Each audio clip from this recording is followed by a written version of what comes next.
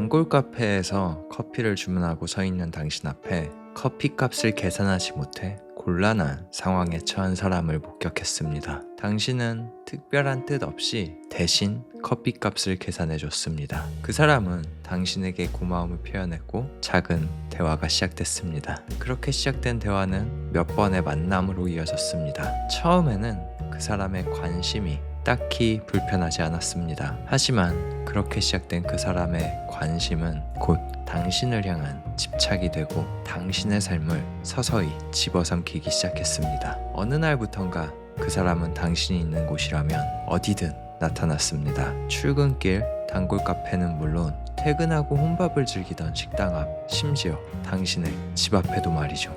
당신의 인스타그램은 물론 당신이 태그된 모든 게시물에는 그 사람의 댓글만 남기 시작했습니다. 그리고 당신의 친구는 물론 가족 주변에도 그 사람이 등장하기 시작했습니다. 그러던 어느 날 그 사람은 당신에게 말합니다. 나는 당신을 사랑합니다. 당신의 친절함은 처음부터 잘못된 것이었을까요?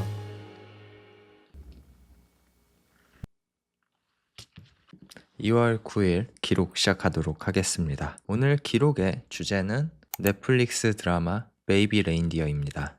제가 베이비 레인디어를 보게 된 이유는 양꼬치집에서 친구가 소개해줬기 때문에 봤어요. 이제 저에 대한 TMI 하나 하자면은 저는 중국 음식을 굉장히 좋아하는 사람이었어요. 과거에는 몰랐어요. 그러니까 제가 얘기하는 중국 음식은 그 짜장면, 짬뽕과 같은 중국 음식 말고 채소볶음 중국 요리들 있잖아요. 특히 가지, 어양가지랑 또 이번에 새로운 걸 먹었는데 이름 생각 안 나는데 여튼 그게 너무 맛있었어요. 어쨌든 양꼬치집에서 친구가 이거 한번 봐봐. 너 되게 재밌게 볼 것 같아. 라고 얘기를 해줘서 그냥 단순하게 딱 그 정도 소개만 받고 보기로 결심을 했고 이번 설 연휴에 쭉 봤습니다. 그럼 이제 베이비 레인디어 줄거리를 말씀드리도록 할게요. 줄거리는 이렇습니다. 무명 코미디언인 도니는 거듭되는 실패 속에서 누구에게도 자신의 코미디언으로서의 역량을 인정받지 못한 채 살아가고 있었습니다. 그렇게 평소처럼 술집에서 일하던 어느 날 자신과 닮은 느낌을 풍기는 한 여성 마사가 나타났습니다. 그리고 도니는 별다른 의미 없이 그녀에게 작은 친절을 베풀었습니다. 하지만 그날 이후 마사는 도니의 삶에 깊숙이 침투하기 시작했습니다. 도니가 있는 곳이라면 어디든 찾아오고 끊임없이 그의 일상을 감시하며 자신의 애정으로 관계를 밀어붙였습니다. 그렇게 점점 조여오는 마사의 존재에 도니는 숨이 막혀왔습니다. 하지만 이상하게도 그는 그녀의 관심과 애정을 완전히 끊어내지 못했습니다. 그리고 결정적인 순간에는 오히려 마사를 감싸고 변호하기까지 했습니다. 도니는 도대체 왜 자신의 목을 조여오는 마사를 끊어내지 못할까요? 도니는 도대체 왜 그랬을까요?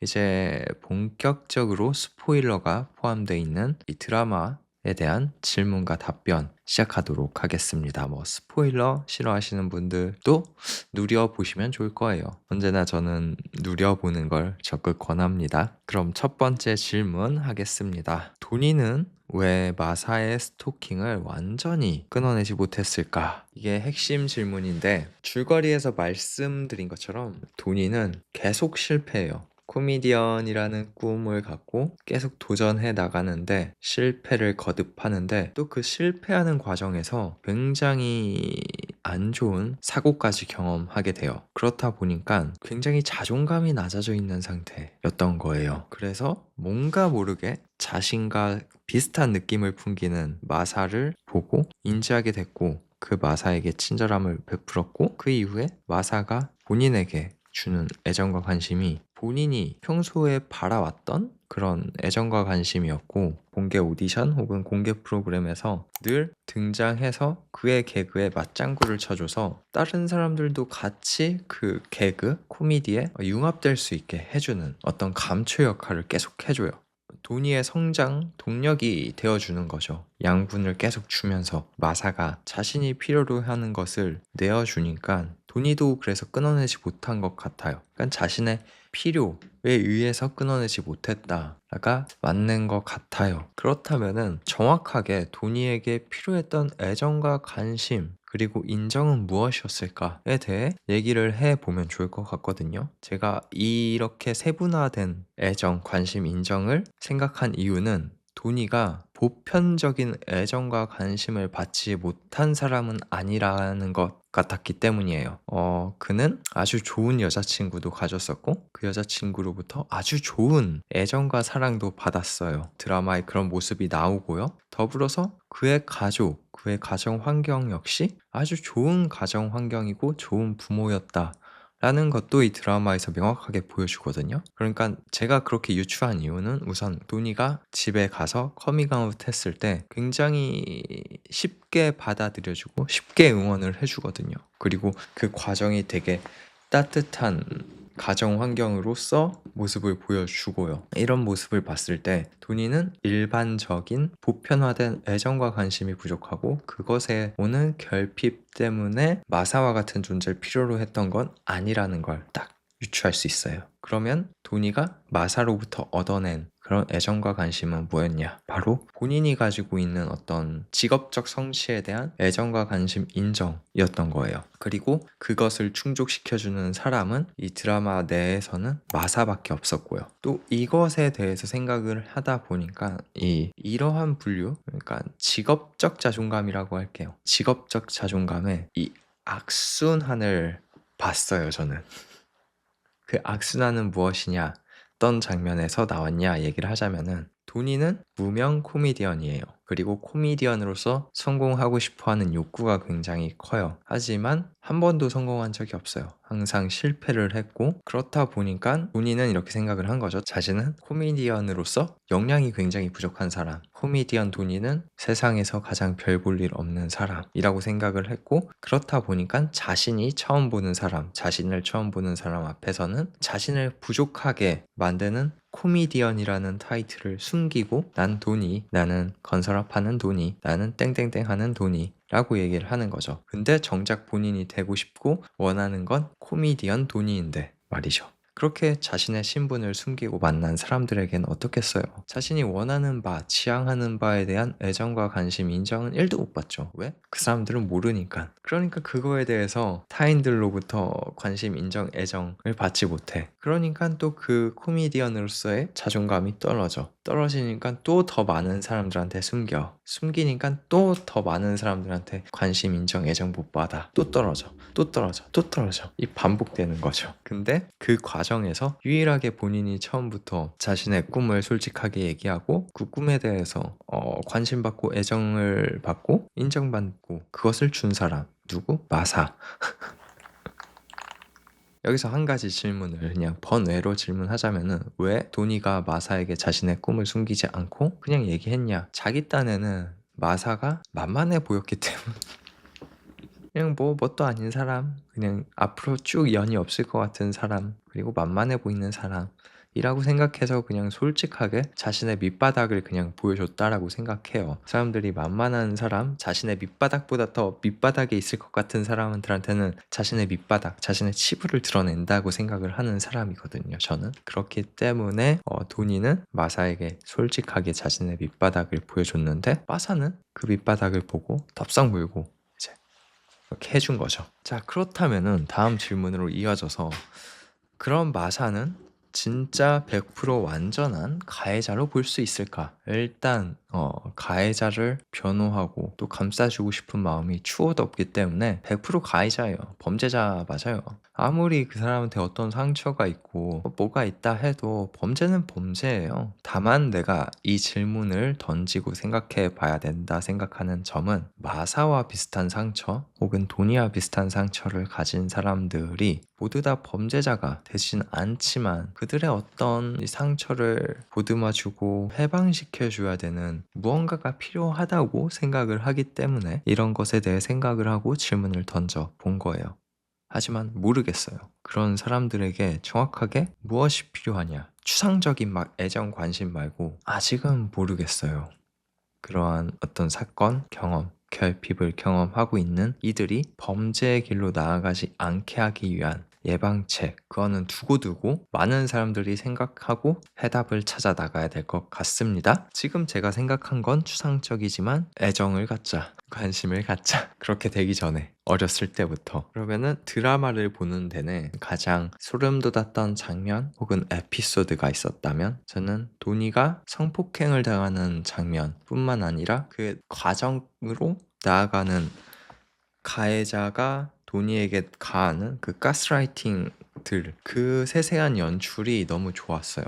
또 소름 돋았고요. 되게 구체적으로 했다는 느낌을 받았거든요. 아, 이게 실화 기반이라 이렇게 디테일하고 구체적이고 사실적일 수 있겠구나. 그리고 또 진짜 누구라도 그 상황 되면은 그렇게 쉽게 가스라이팅 당하고 그렇게 쉽게 피해자가 될 것 같은 어떤 느낌을 확 받았거든요.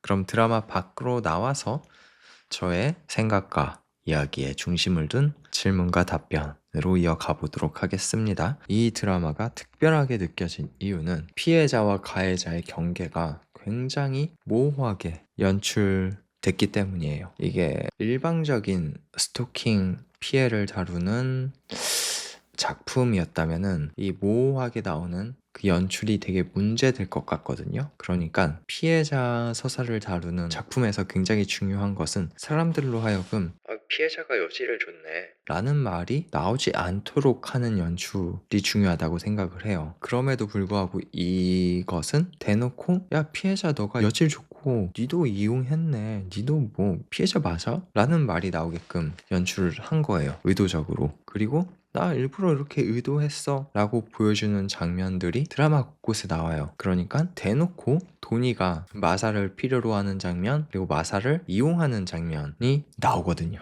그런 것을 의도적으로 보여줌으로써 그 경계를 되게 모호하게 보이도록 해준 게 되게 특별하게 느껴졌어요. 다음, 만약 마사가 드라마 속 모습과 달리 누가 봐도 아름답다고 평할 만큼 정형적인 아름다운 모습을 갖춘 사람이었다면 어땠을까? 이게 굉장히 천박한 의문일 수도 있는데, 하지만 뭐 저는 이 드라마를 보는 내내 그런 의문이 드는 건 사실이니까 이렇게 뱉어보고 해소해 봐야죠. 드라마 장르가 바뀌었을 것 같아요. 그러니까 사건의 장르가 바뀌었다는 거죠. 행복 버전과 파멸 버전 두 가지 버전으로 전 상상을 해봤거든요. 행복 버전은 로맨틱 코미디 장르예요. 무명 코미디언을 전국구 코미디언으로 키운 헌신적인 사랑, 그러한 사랑 이야기를 다룬 드라마가 행복 버전이고요. 파멸 버전은 어느 무명 코미디언 토막살인 사건이에요. 그러니까 일단 전형적인 아름다운 외모에 반해 마사와 도니의 연애는 시작됐을 거고, 하지만 외모 뒤에 감춰진 마사의 어떤 집착, 그 집착에 거듭 이어지다 결국 도니는 토막살인 사건의 피해자가 되는 거죠. 미스터리, 추리물로 장르가 전환되는 거죠. 더 딥해지는 거예요. 그러니까 원래 기존의 베이비 레인디어보다. 이런 어떤 상상하는 재미를 또 누려봤네요. 저는 이 작품을 보고. 또 다음 질문, 스토킹이나 가스라이팅 피해를 입은 경험이 있는지. 일단 없습니다. 스토킹을 당할 만큼 어떤 매력이 있는 사람도 아니고, 저는 또 일단 그러한 것의 시작은 사람을 만나는 것부터가 시작이잖아요. 외부에서. 저는 외부에서 사람을 만날 일이 없어요. 그렇다 보니까 어떤 범죄 피해자가 될 기회가 없는 거죠. 이런 말이 이상하긴 한데 어떤 단어가 떠오르진 않아서. 하지만 심정적으로는 도니처럼 될 것 같은 그런 생각이 많이 들긴 했거든요. 그러니까 도니가 거듭되는 실패의 경험으로 인해 직업적 자존감이 굉장히 떨어지는 상태잖아요. 또 그렇기 때문에 직업적 자존감을 키워줄 수 있는 애정, 관심, 인정을 필요로 했고 굉장히 목말라 있었고, 그것을 채워주는 마사에 집착 아닌 집착을 했던 거고, 본인이 피해자가 됐음에도 불구하고 그러한 모습을 봤을 때 저 역시 성공의 경험이 1도 없기는 사람으로서 또 그렇기 때문에 그쪽으로의 관심과 애정, 인정을 갈구하는 사람으로서 저의 그 관심과 애정, 인정, 욕구를 채워줄 수 있는 사람을 만나게 되면은 진짜 개처럼 충성을 다할 것 같거든요. 내가 어떤 범죄의 피해자가 되고 있음도 인지하지 못한 채로 그런 생각은 들었던 거예요. 고백 아닌 고백이네요. 저에 대한, 저의 마음 상태에 대한. 어떻게 보면 이쪽 부분에 있어서는 굉장히 도니에게 많은 공감을 하면서 이 드라마를 시청한 것 같습니다. 이 말이 맞겠다. 피해자로서의 도니의 상황보다는 무언가를 갈구하고 있는 도니의 정신 상태에 더 공감을 하면서 이 드라마를 시청했다. 그래서 그 도니의 정신 상태에 더 많은 생각과 탐구를 했다. 그렇게 생각과 탐구 끝에 얻어낸 결과는 나 역시도 도니처럼 되게 쉽게 피해자가 될 수 있는 상황인 것 같다. 라고 이렇게 이어지네요. 네, 끝으로 이제 한 줄 평과 평점을 시작으로 이 기록 마지막을 향해 가보도록 하겠습니다. 먼저 한 줄 평, 피해자와 가해자의 한 끗 차이. 앞서 말씀드린 것처럼 피해자와 가해자의 경계가 굉장히 모호하게, 대놓고 모호하게 보여준 드라마였고, 그렇다 보니까 이 생각이 계속 들었던 거고, 이 생각이 생각으로만 머물지 않고 마침표를 찍게 해준 장면이 마지막 장면이거든요. 마지막에 도니가 어느 술집에 가요. 술집에서 술을 주문했는데 지갑을 두고 왔어. 계산을 못해. 곤란한 상황에 처한 순간, 그 순간 술집의 직원이 마사한테 도니가 그랬던 것처럼 도니 대신에 술값 계산해주겠다 하고 굉장히 친절하게 이렇게 술을 내밀어 주거든요. 그 순간에 이제 도니의 눈빛이 잡히는데 뭔가 모르게 그런 눈빛이에요. 뭔가 마사를 연상케 하는 그런 눈빛으로 그 술집 직원을 쳐다보는 모습이거든요. 그러한 눈빛으로 마침표를 찍으니까 이거는 도니, 당신도 가해자가 될 수 있다. 이러한 메시지를 던져주기 위한 마지막 장면. 그러니까 제가 생각으로 해왔던 것에 더 무게를 실어주는 마지막 장면이었던 거죠. 그래서 이 한 줄 평이 탄생한 거고 이 드라마의 평점은 8.5점 주도록 하겠습니다. 이게 답답해요, 드라마가. 좋고 재밌고 잘 만들었고 란 느낌은 계속 드는데 근데 답답해. 도니의 행동이 답답한 것도 있어. 또 일부러 답답하게 보이게끔 연출한 것도 있어. 근데 마지막에 마사가 깜빵이 가는 엔딩임에도 불구하고 그 결말까지 봤음에도 불구하고 찜찜하고 답답한 무언가가 있어. 그 답답함이 저에게는 이 드라마에 대한 감점 요인으로 다가왔습니다. 아직까지 그 답답함의 이유를 모르겠어요. 그냥 그 답답함 뭔가 있어. 그 다음 이 드라마 추천 대상이 있다면은 뭔가 굉장히 사람의 심리를 파고드는 드라마, 영화 혹은 작품을 좋아하시는 분들이라면은 좋아할 거예요. 그 심리를 굉장히 세부적으로 묘사를 하거든요. 답답할 정도로. 그래서 그런 걸 좋아하시는 분들은 재밌게 볼 것 같고 또 어두운 드라마를 좋아하는 사람들한테 추천합니다. 어두운 드라마를 좋아하는 사람이 있어요. 신기하죠? 제 주변에도 있어요. 그런 사람들은 좋아할 것 같다는 생각이 확 들었어요. 그럼 마지막 질문과 함께 이 기록 끝내도록 하겠습니다. 마지막 질문, 이 드라마를 보고 나서 새롭게 갖게 된 마음가짐이 있다면 사회적으로 애정을 주고받고 하는 일을 지금부터라도 할 수 있는 한 훈련을 해보자. 나를 위해서 또 타인을 위해서입니다. 그리고 이 기록 조금이라도 유의미하게 시청했다라는 느낌을 받으셨다면은 어떤 버튼 누르시고 관심과 애정 주시면 좋을 것 같습니다. 오늘 기록 여기까지 하도록 하겠습니다.